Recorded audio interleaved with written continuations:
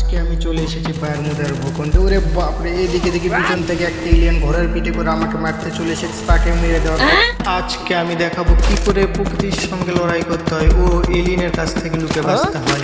আমি কালকিয়া গ্রিস এসেছি আপনাদের মাঝে নতুন অ্যাডভেঞ্চার ও এন্টারটেইনমেন্ট ভিডিও নিয়ে।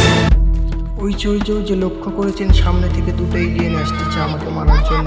দেখেন ওই যে আমি সিনেমার স্কুপ যে মারতেছি, কিন্তু আমাকে ওরা খুব মারতেছে। এখানকার এলিয়েনরা এতটাই ভয়ঙ্কর ও এতটাই আক্রমণাত্মক, যদি আপনাদেরকে সামনে হয় আপনাদেরকে ছিঁড়ে ফেটে খাবে।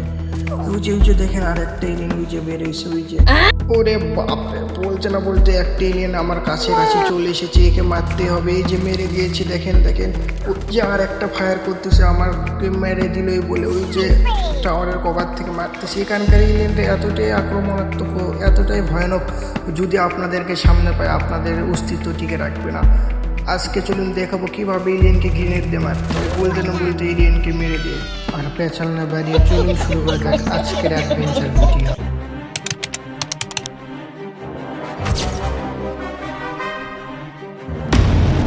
আমি আজকে এসেছি বারমুদার ভূখণ্ডে। এখানে প্রায় প্রতি বছর কয়েকশো মানুষই ল্যান্ডিং করে, কিন্তু খুব কম মানুষই এই নিষ্ঠুর প্রকৃতির হাত থেকে বেঁচে ফিরতে পারে।